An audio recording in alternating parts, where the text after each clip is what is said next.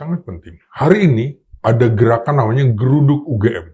Itu dilakukan oleh alumna UGM, Universitas Gadjah Mada. Dan juga bersama sejumlah aktivis lain, civil society. Ini mempertanyakan keabsahan ijazah Joko Widodo. Persoalan ini sudah sangat panjang sejak dari 2014 pada saat mendaftar sebagai presiden. Dan dampak dari mempertanyakan keabsahan ijazah Jokowi itu membuat Bambang Tri harus divonis penjara 6 tahun. 6 tahun ya? Iya, itu yang membuka tabir bahwa kemungkinan atau patut diduga ijazah Jokowi itu palsu. Nah, banyak guyonan yang sekarang beredar, kesalahan Jokowi adalah mengaku dia lulusan UGM. Coba kalau dia mengaku lulusan UGD, kan aman dia. Artinya ya gawat darurat. Nah, tapi UGM ini adalah salah satu perguruan tinggi tertua di Indonesia, setelah Universitas Indonesia, Institut Teknologi Bandung, Universitas Islam Indonesia, Universitas Nasional, dan baru UGM. Jadi dianggap perguruan tinggi tertua dan punya kredibilitas yang bagus. Dalam beberapa bulan ini, UI hancur oleh kasus Bahlil. Lalu sekarang UGM hancur juga dalam kasus Jokowi. Maka seperti mantan rektor UGM, Sofyan Effendi mengatakan, jangan sampai UGM menjadi begundal bagi Jokowi. Keras sekali pernyataannya. Dia menyatakan, jangan membela Jokowi. Biarlah ini proses hukum. Karena aneh gitu ya. Sekarang baru dikemukakan bahwa ijazahnya tidak ada. Loh, kok tidak ada? Sebelumnya tidak pernah ada. Nah, ini kan kita lihat bahwa belum lama ini anaknya Jokowi, Wapres Gibran, itu mengatakan bahwa ya memang artificial intelligence harus kita gunakan semuanya. Ya sekarang, seperti memercik air di dulang, terpercik wajah sendiri. Akhirnya senjata makan tuan. AI, artificial intelligence, dan juga forensik menyatakan ijazah yang katanya punya Jokowi itu diduga palsu. Nah, UGM tidak perlu lagi melakukan pembelaan mati-matian. Itu yang dituntut dalam gerakan Geruduk UGM hari ini. Nah, mengapa penting? Ini menyangkut tokoh. Bicara masalah kejujuran, Bung. Kejujuran hati nurani. Mengapa bisa sampai ini? Betul Bung Indra bilang, dulu kita membuat sebuah persyaratan untuk persyaratan presiden. Tapi semua cara berpikirnya sempit, bukan jangka panjang. Misalnya, cukup SMA. Karena apa? Karena Megawati tidak punya ijazah sarjana. Kesehatan, karena ada Gus Dur, yang kondisi fisiknya kalau dari sisi kesehatan, sehat. Tapi ada hal yang tidak dipenuhi. Kemudian ada Akbar Tanjung, sedang berperkara hukum di Mahkamah Agung. Nah, kita cara berpikirnya dulu sempit, tidak pernah jauh.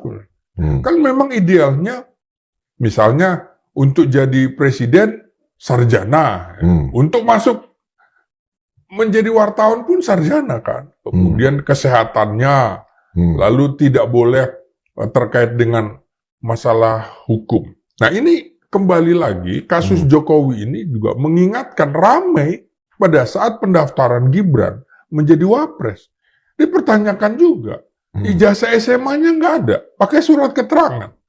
Jadi ini ayah dengan anak ini akhirnya membuat bangsa kita menjadi heboh gitu. Dan saya khawatir pertemuan hari ini, Geruduk UGM ini, akan menjadi konflik horizontal di kampungnya Sri Sultan Hamengkubuwono X ini. Saya kira konflik ini nanti, konflik horizontal, tidak menguntungkan pemerintahan Presiden Prabowo Subianto. Apakah yang akan muncul menurut Abang bukan hanya konflik horizontal, tapi juga konflik politik tingkat tinggi? Artinya ada elit politik yang akan mendukung versi A dan yang mendukung versi B. Karena kontroversi itu kan menyangkut bukan hanya terhadap ijazah, tetapi juga skripsi yang sudah dikeluarkan, tapi kemudian menurut banyak analisis bahwa bahasa yang digunakan dalam skripsi itu adalah bahasa tahun 2018, bukan bahasa tahun 1980-an. Iya. Ini yang jelas ada konsekuensi hukum dan konsekuensi politik dari kasus ijazah ini. Panjang nih rentetannya. Pertama, ini kan dari sisi hukum bisa kena namanya pidana pemalsuan, Bu. Pidana pemalsuan dokumen negara. Ijazah itu dokumen negara loh, nggak main-main, ya kan? Nah, ini ancaman hukumannya adalah 6 tahun penjara bagi si pelaku. Sama seperti Bambang Tri yang menuduhkan kena 6 tahun. Nah, orang juga kemudian nuntut, Jokowi kok sekarang bukan presiden lagi. UGM, Pak Pratikno bekas rektor UGM, kok nggak bisa lagi menutupi ini. Makanya dituntut. Mantan rektor Sofyan Effendi juga marah kan. Malu gitu loh. Kok UGM seperti ini? Itu konsekuensi satu hukum. Kedua, dampaknya juga pelanggaran pemilu. Pemilu dari mulai mana? Dari dia menjadi wali kota. Ingat nggak wali kota Solo pertama? Dr. Andus Jokowi. Ya kan? Periode kedua jadi insinyur Jokowi. Gimana ceritanya? Beda, Bung Indra. Misalnya, dulu misalnya sastra di bawah 93 doktorandus atau doktoranda. Tapi setelah 93 pertengahan jadi SS sarjana sastra. Sama dengan ilmu politik tempat saya. Saya masih doktorandus. Tapi yang lulus 93 pertengahan jadi SIP, sarjana ilmu politik. Tapi bagaimana mungkin doktorandus jadi insinyur? Nah, jadi pada saat Jokowi menjadi wali kota, orang juga sudah curiga. Ini benar nggak lulusan UGM? Mungkin dia kuliah, tapi nggak sampai selesai, Bu. Jadi itu tadi pelanggaran pemilu ya. Nah, maka kemudian dampaknya adalah pada waktu pendaftaran dia sebagai wali kota Solo, gubernur Jakarta, bahkan presiden, itu terjadi pelanggaran aturan KPU. Ya kan? Ini bisa dianggap ini tindak pidana pemilu nih, Bung. Tadi ada tindak pidana pemalsuan dokumen negara, ini tindak pidana pemilu. Nah, ini bisa kemudian efeknya adalah dapat menimbulkan tuntutan pembatalan, Bu. Tuntutan pembatalan keabsahan pencalonan. Tapi ini kan sudah terjadi. Jadi sulit untuk dilakukan retroaktif, begitu kan. Kenapa? Kecuali ya terbukti dengan sangat kuat nanti di pengadilan. Kalau kita lihat PKPU kemarin yang dilakukan oleh Mahkamah Konstitusi, kan juga terkait dengan pelolosan satu atau dua calon di daerah yang masalah ijazah. Mahkamah Konstitusi mengatakan bahwa ijazah palsu. Nah, kita lihat itu ada perdebatan yang sangat keras ya antara Saldi Isra dengan pengacara dari pihak yang bersangkutan, dan akhirnya membatalkan hasil dari pilkada itu, lalu PKPU pemilihan suara ulang. Artinya membatalkan keputusan KPU yang sebelumnya yang mengatakan bahwa sini lolos karena dia punya ijazah, tapi MK mengatakan tidak lolos. Nah, apakah hal ini akan berlaku juga bahwa status kepresidenan Joko Widodo itu bisa dibatalkan?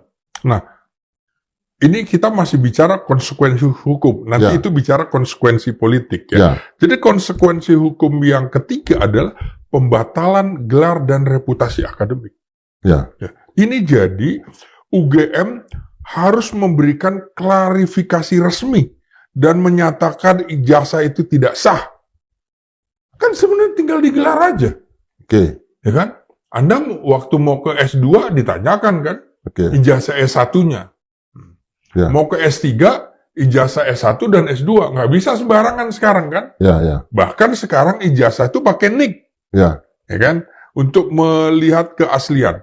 Itu dari sisi hukum. Nah, sekarang pertanyaan Bung Indra ini saya jawab secara politik, ya kan? Nah, bagaimana secara politik? Tentu saja akan menimbulkan krisis legitimasi.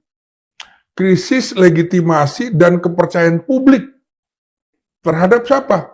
KPU, Bawaslu, dan juga termasuk kepada UGM. Ya kan? Dan juga kepada Jokowi. Loh, ini kok ada presiden gunakan ijazah palsu? Ini perkara ini, Bung, bukan jadi isu nasional aja. Sudah menjadi isu internasional. Karena presiden menggunakan ijazah palsu. Setelah Jokowi menjadi pasien OCCRP, sekarang diamati lagi.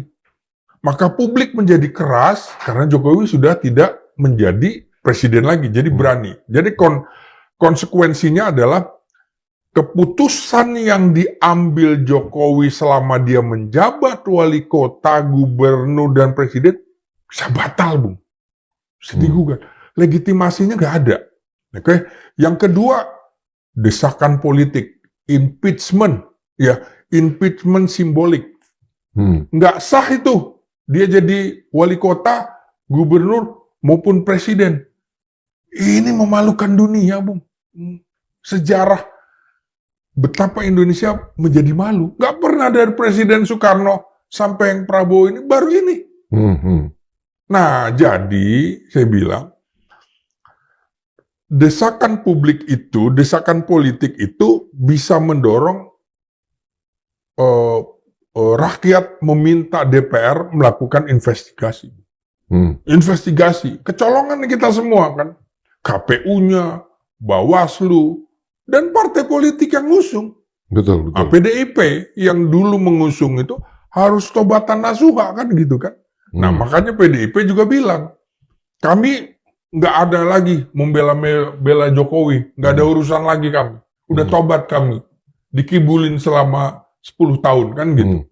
Yang kedua, desakan permintaan maaf itu tadi kan. Permintaan maaf kepada partai yang mendukung, bukan cuma PDIP aja kan, yang partai-partai mendukung periode pertama dan kedua, dan juga pengakuan bersalah gitu. Kami mohon maaf bersalah dulu mendukung Jokowi, nggak tahu kalau ijazahnya diduga palsu. Yang ketiga tentu tuntutan pencabutan hak politik, termasuk sebagai mantan presiden. Artinya fasilitas pengawalan dari Paspamres, segala macam itu termasuk rumah atau tanah yang diberikan. Pemberian oleh negara. Dituntut, dicabut. Hak pensiun, segala macam. Panjang rentetannya. Lalu yang berikutnya adalah dampak terhadap warisan politik. Nah, ini juga panjang nih, Bung. Karena Jokowi sebagai tokoh nasional, ini betul-betul dia dan keluarganya nggak akan tenang, Bung. Selama masih hidup, digoreng terus ini persoalan. Makanya tuntutan kepada UGM, lu netral, jangan bela-belain lagi. Jokowi bukan juga presiden, Pratikno bukan lagi rektor, Pratikno itu tidak sekuat dulu lagi, kan begitu. Nah, ini juga akan berdampak secara signifikan terhadap Wapres Gibran. Maka akan mengemuka kembali, adili Jokowi, makzulkan Gibran. Akan mengemuka kembali nih, Bung. Nggak main-main. Terus potensi tuntutan hukum lanjutannya juga mengerikan ini. Miskinkan. Karena dia mendapatkan kekayaan semuanya dari jabatan-jabatan itu. Berapa dia mendapatkan kekayaan menjadi wali kota, gubernur, presiden? Ini panjang. Termasuk keluarganya ya? Panjang, iya. Belum lagi secara sosial. Nah, karena secara sosial itu, hukuman sosial ini berat nih, Bu. dianggap bahwa kita dalam sejarah Indonesia pernah punya presiden yang patut diduga menggunakan ijazah palsu. Jadi ini persoalan menurut saya harus segera clear di bulan-bulan ini. Selain merembet ke Jokowi, tentu tadi yang kita bisa lihat adalah ke Gibran sebagai wakil presiden, Bobi sebagai gubernur, Sumatera Utara, kemudian Kaisang sebagai ketua umum PSI. Sampai sejauh itu. Pasti. Hukuman sosial ini kan berat, Bung. Dan itu menurut saya nantinya berpotensi hari ini dan beberapa hari ke depan bisa terjadi konflik horizontal di Jogja. Di kampungnya Sri Sultan Hamengkubuwono X. Apa dia rela? Kampungnya seperti itu. UGM harus tegas. Ini citra lembaga terhormat. Sebagai kampus perjuangan. Salah satu kampus tertua di Indonesia. Punya nama besar. Jangan lagi membela Jokowi seperti era Pratikno. Rektor-rektor sekarang juga begitu. Jangan. Jadi dampaknya ini adalah, ujungnya adalah, kalau ini betul-betul keputusannya ijazah itu palsu, maka pilihan Jokowi adalah dia minta maaf, ya kan, mengakui kesalahan dan siap menerima konsekuensi hukum dan politik. Kalau tidak, kabur aja ke luar negeri. Tapi kan masalahnya begini. Karena akan dikejar terus, Bung, oleh publik, terutama orang-orang akademik, malu. Terutama orang-orang UGM kan, siapa Rimson, Roy Suryo, dan lain-lain. Kita akan lihat nih hari ini, siang ini, sore ini, seperti apa yang terjadi di UGM. Zainal Arifin Mokhtar di sana, ada Denny Indrayana, ada Refli Harun, ada Saldi Isra, ada Muhammad Kodari dan segala macam alumni UGM saya hafal, Alvan Alfian. Tapi begini, Bang, Jokowi malah melawan. Dia mengatakan bahwa dia akan memperkarakan orang yang menggugat keabsahan ijazahnya. Apakah perlawanan Jokowi ini adalah perlawanan hukum atau perlawanan politik hukum? Pasti perlawanan politik gitu, Bung. Secara hukum berat ini untuk pembuktiannya. Berat ini. Ini perlawanan politik. Salah satu kekuatan Jokowi adalah kekuatan finansial. Dan ini sudah dihitung. Kedatangan Presiden Prabowo hari ini itu akan melihat dinamika politik yang terjadi di UGM. Di Jogja. Jadi nggak main-main menurut saya. Masa sih kita tersandera hanya gara-gara ulah satu orang, negara kita kocar-kacir gitu. Belum pernah ada nih. Artinya, Jokowi juga akan melakukan konsolidasi politik. Termasuk dengan menerima para menteri yang kemarin hadir di Solo ketika Pak Presiden Prabowo tidak ada di tanah air. Apakah itu konsolidasi politik dan politik hukum juga? Itu salah satu bentuk perlawanan Jokowi. Kan seperti banyak kan joke sekarang di WA katanya. Dihina saya diam, dijelek-jelekin saya diam. Ya kan? Kemudian difitnah saya diam. Tapi kalau disuruh berhenti untuk berbohong, maka saya akan lawan. Kan gitu kan. Seperti itu. Beredar tuh di hampir semua grup WA. Bung Indra lihat nanti. Jadi artinya publik juga sudah mulai marah nih terhadap Jokowi.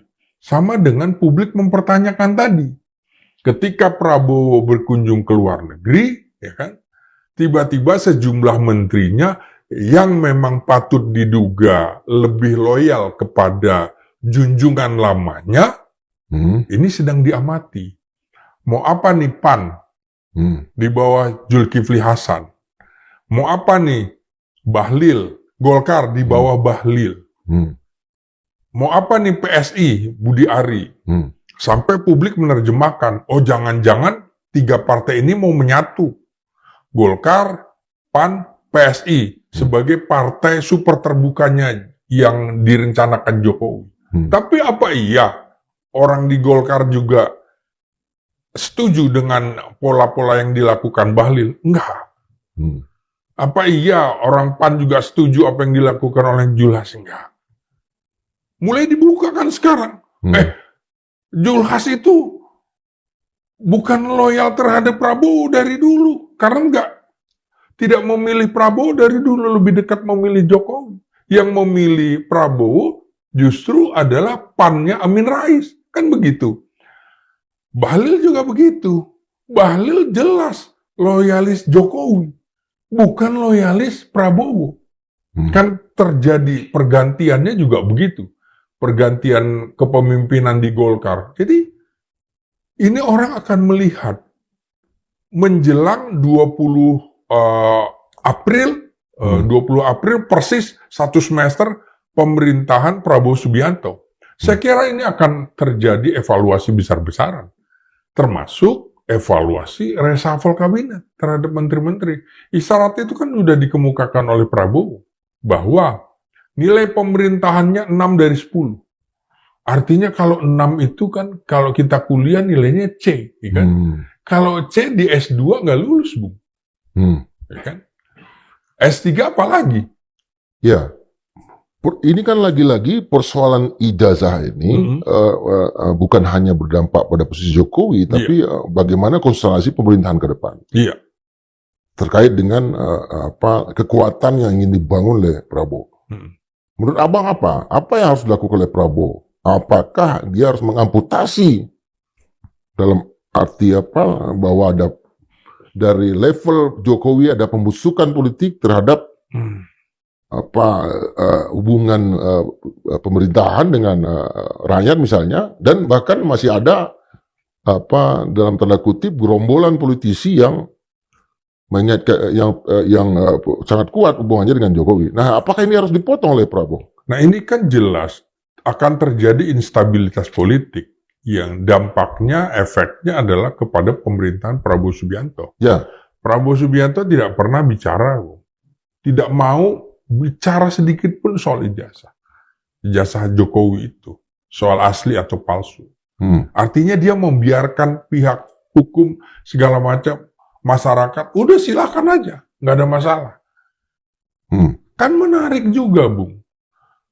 Isu tentang adili Jokowi, makzulkan Gibran dengan isu ijazah palsu. Kan sudah terjadi sebelum Lebaran ini, ya kan? Yang menarik kemudian Prabowo belum bertemu dengan Jokowi selama Idul Fitri.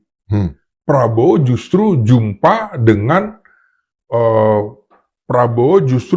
dengan SBY dengan Megawati. Kan menarik. Tidak jumpa dengan Jokowi. Jadi saya melihat begini, kalau dalam perspektif militer ya, menghadapi musuh dihadapi dengan 3 pola. Apa itu, Bang? Pembinaan teritorial, operasi intelijen dan operasi. Nah, teritorial, intelijen, dan operasi. Operasi. Jadi kita kan harus melihat figur Prabowo yang militer ini kan. Untuk menghadapi orang atau pihak yang berseberangan dengan dia, tidak mungkin didekati dengan pendekatan teritorial.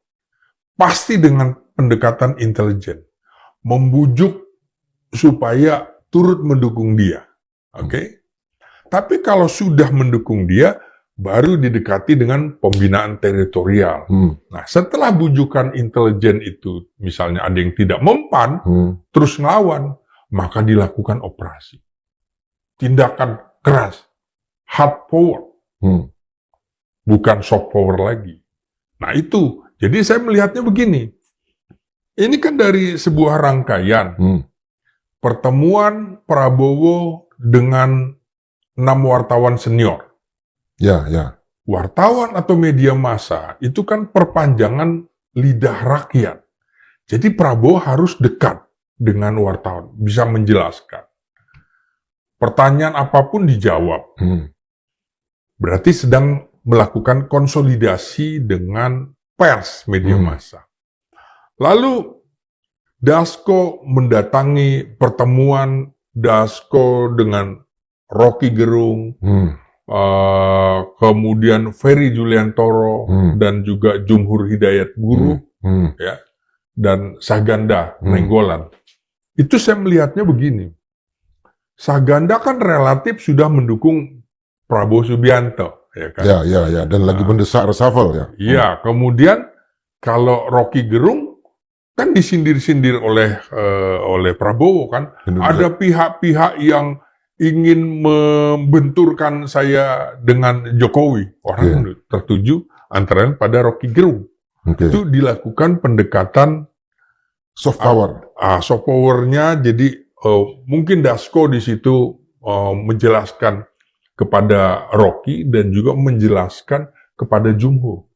Jumhur ini megang jutaan buruh loh. Iya. Dan ini perlu didekati menurut saya. Kenapa? Karena sebentar lagi 1 Mei Hari Buruh. Hari Buruh itu identik dengan apa? Dengan demo. Masa aksi. Masa aksi. 20 April ini juga kan persis, Bung. 1 bulan sejak disahkannya Undang-Undang TNI.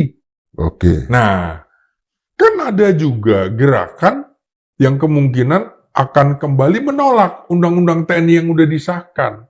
Nah, ini berkelindan. Dan 6 bulan pemerintahan Prabowo yang mungkin diperingati juga di jalanan. Nah, makanya ini kemungkinan bisa semuanya menyatu, saling memanfaatkan gitu ya. Ada yang mendompleng antara 20 April dengan 1 Mei. Bisa jadi 10 hari. Kan. 10 hari. Kan? Nah, maka menurut saya, Bung ya, saya sudah memperkirakan bahwa setelah ada pertemuan Dasko dengan Rocky Gerung, Jumhur itu, berarti ini 1 step akan ada pertemuan dengan Megawati. Terjadi, Bung. Perkiraan saya, terjadi pertemuan. Pertemuannya adalah tidak terbuka, tidak tertutup, tapi setengah terbuka, setengah tertutup. Ini kan untuk menjaga perasaan Jokowi. Artinya Prabowo kan juga dekat dengan Jokowi. Tidak bisa juga kalangan aktivis membenturkan Prabowo dengan Jokowi demikian keras begitu ya. Prabowo pasti memperhatikan itu. Kan baru dalam tingkatan intelijen dan teritorial. Kata teritorialnya Jogja, di satu sisi UGM, sisi yang lain adalah Solo, teritorial. Nah, pendekatan operasinya kapan yang akan dilakukan oleh Pak Prabowo jika memang keadaan ini tidak membaik? Iya kan dilihat bagaimana hubungan Prabowo dengan Jokowi juga 3 tahapan itu kan akan dilihat kan. Secara teritorial, secara intelijen, secara operasi. Kapan kemudian Jokowi menjadi ancaman? Begitu ancaman, kan pasti dilakukan dengan tindakan operasi. Kalau masih menyatu ya pembinaan teritorial kan. Tapi mencurigakan. Jadi tindakan yang dilakukan Prabowo gerakannya adalah gerakan intelijen mengamati. Ini sebenarnya ini temen gua banget atau musuh dalam selimut gitu kan. Nah, ingat nggak pernyataan Koni? Kemungkinan pemerintahan Prabowo cuma 2 tahun. Dan akan coba diganggu oleh Jokowi, kan kata dia begitu. Karena Jokowi menginginkan Gibran segera menjadi presiden. Saya lihat ini sekarang dengan dinamika politik yang sangat dinamis, akan ada upaya mempercepat itu. Siapa yang mempercepat itu? Ya, siapa lagi? Jadi kan gerakan-gerakan Jokowi. Diduga begitu kan. Artinya nggak sampai 2 tahun. Bisa 1 tahun atau bisa setengah bulan. Iya, makanya. Nggak 1 semester. Makanya ini kan dilihat nih kelihatannya ada upaya mempercepat ancaman, mengancam pemerintahan Prabowo jadi dipercepat. Saya kira Prabowo sudah mengantisipasi itu juga kan. Dengan cara-cara misalnya tidak bertemunya Prabowo dengan Jokowi. Kan nggak biasa. Jokowi juga nggak datang. Sejak Lebaran ya? Iya. Jokowi juga tidak datang. Kan tanda-tandanya sudah diduga juga ketika Didit justru ditugaskan ke Solo dan ke Teguh Umar. Teguh Umar dulu, baru ke Solo. Ya, artinya saya pikir, kayaknya ada tanda-tanda nih Prabowo tidak mau ketemu langsung dengan Jokowi, tapi lewat utusan, kan begitu.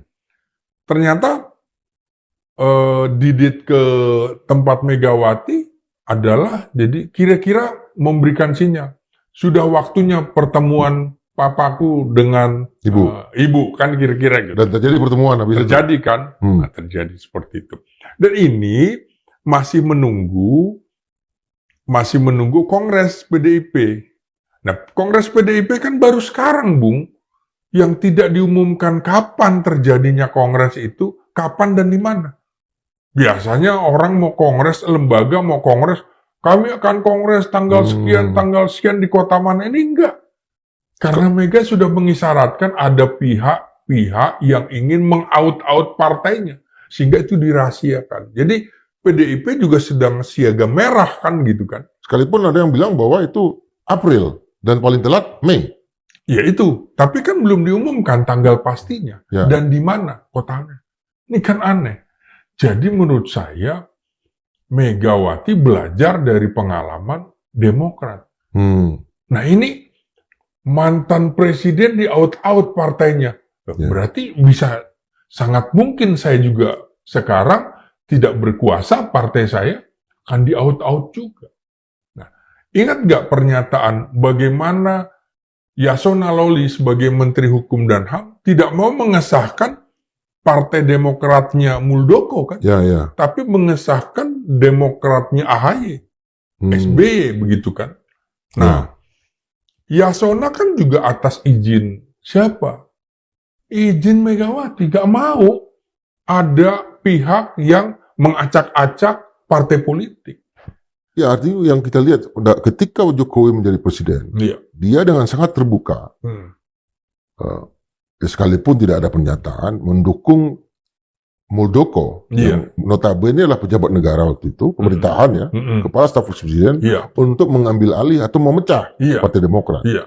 Bukan cuma Partai Demokrat. Ya, ketika dia menjadi presiden. Nah, sekarang ketika tidak lagi menjadi presiden adalah satu tindakan yang akan sangat efektif bagi dia untuk mengambil alih PDI Perjuangan misalnya. Iya. Makanya pertemuan Megawati dengan Prabowo yang berlangsung lebih daripada 90 menit atau 1,5 jam itu, nggak mungkin, Bung. Nggak bicara masalah politik. Artinya kan minta jaminan. Sudah pasti politik semua. Iya. Minta jaminan kepada Prabowo. Kami mau Kongres, tolong dijaga, jangan sampai diacak-acak. Prabowo juga orang yang konstitusional, tidak mau mengacak-acak. Ini jaminan menurut saya, ada jaminan Prabowo kepada Megawati bahwa silakan berkongres, kami akan jaga. Tidak boleh ada yang mengacak-acak. Itu kan membuat ketakutan kan? Ketakutan dari kubu yang ingin mengacak-acak. Kan sambil isu berseliweran. Ada yang katanya diiming-iming dana. Kalau nggak mau, diiming-iming dengan tindakan kekerasan.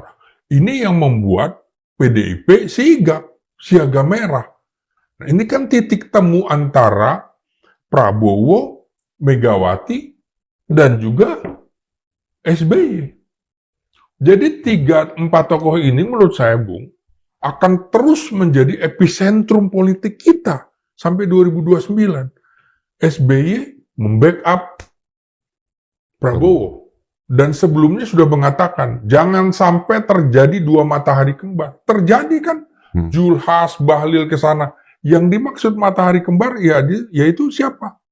Prabowo dengan Jokowi. Jadi ada titik temu antara SBY dengan Megawati karena membuat ada persamaan. Jokowi dianggap musuh bersama ini.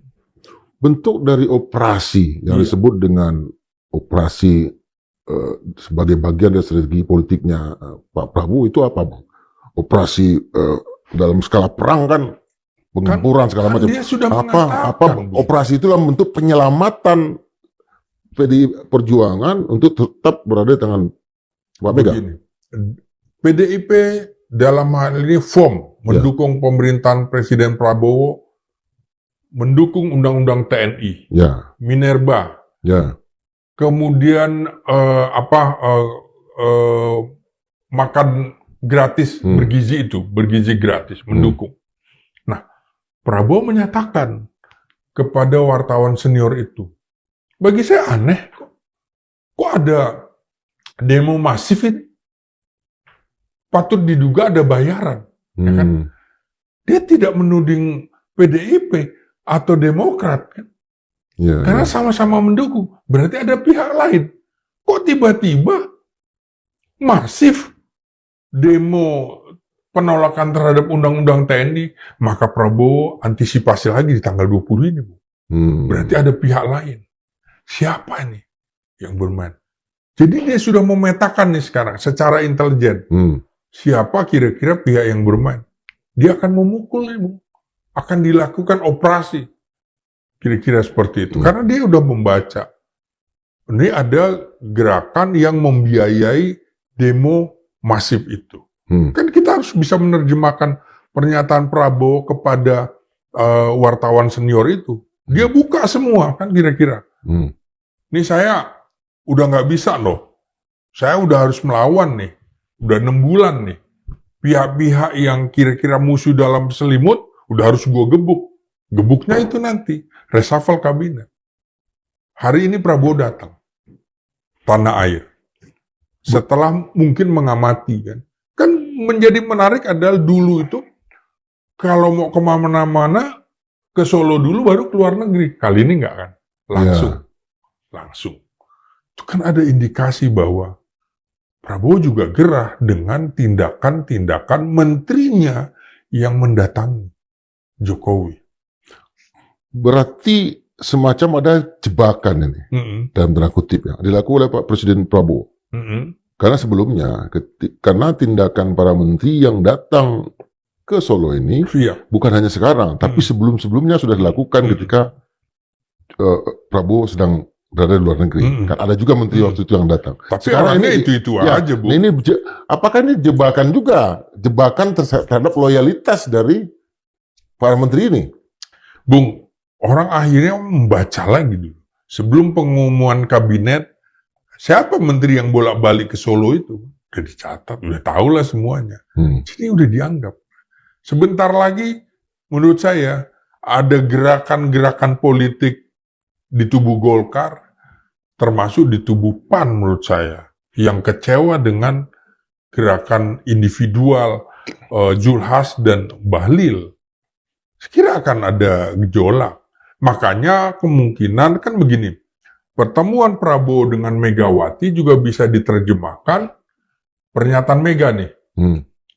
Kami menyiapkan kader-kader terbaik kalau memang diminta oleh bangsa dan negara.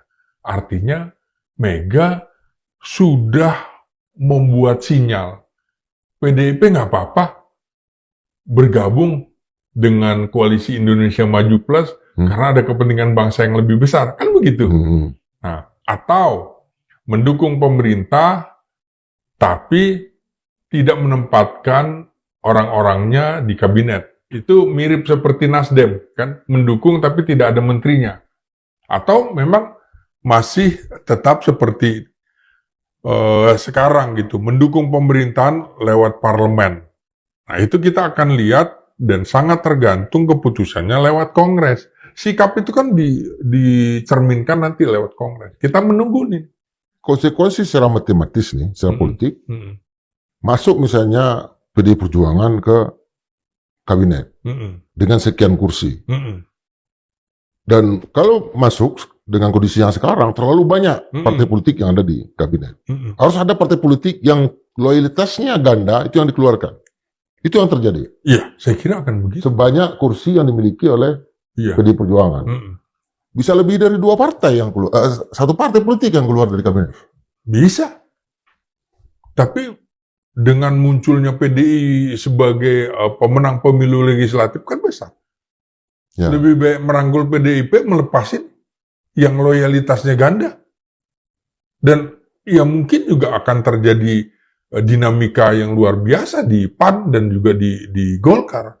Ingat nggak, apa iya Prabowo menjadi senang ketika PAN mengklaim ada 9 kadernya yang sekarang di kabinet? Loh, kok lebih banyak daripada Nah sebenarnya Gerindra juga. Gerindra, Kan, gitu. Wah, ini ancaman kan? Nah, itu akan dihitung. Jadi ada sisi positif, beberapa menteri masuk menjadi anggota PAN, tapi ada sisi negatif. Ya Prabowo merasa bahwa, loh kok jadi begini ya? Gitu. Kenapa menteri-menteri ini nggak masuk Gerindra aja? Kenapa masuk PAN? Kan begitu. Termasuk Golkar yang katakanlah ada sekitar 10 ya, 12 saya melihat gini jabatan. Loh, beberapa kali Megawati menyatakan tidak sreg dengan Kapolri. Listio Sigit. Artinya pesan menurut saya bahwa Megawati antara lain juga meminta Kapolri jangan dipertahankan. Karena tudingan-tudingan parcok pada saat pemilu legislatif dan pemilu presiden lalu kan sangat mengemuka. Misalnya, kok ajaib ada baliho-baliho PSI justru paling banyak balihonya di Indonesia dibanding dengan partai-partai lain, termasuk PDIP sekalipun. Siapa yang masang? Jadi kembali lagi Bang, kita review nih. Ujung dari ijazah Jokowi ini itu bukan hanya sebagai menyangkut kehadiran dia, status dia, kemudian legacy dia, tetapi juga perombakan kabinet. Sejauh itu ya Bang? Iya. Karena memang sudah waktunya 6 bulan dievaluasi. 20 Oktober, 20 April. Sudah waktunya. Ya, seperti kita sekolah, kan 1 semester sudah ada evaluasi, sudah ada dievaluasi. Pernyataan Prabowo, dia memberikan nilai 6 dari 10, itu kan dia menyatakan bahwa ada yang nggak beres di pemerintahan kita. Ada yang nggak naik kelas. Nah, seperti dia menyatakan bahwa ini komunikasi publik pemerintahan kami buruk.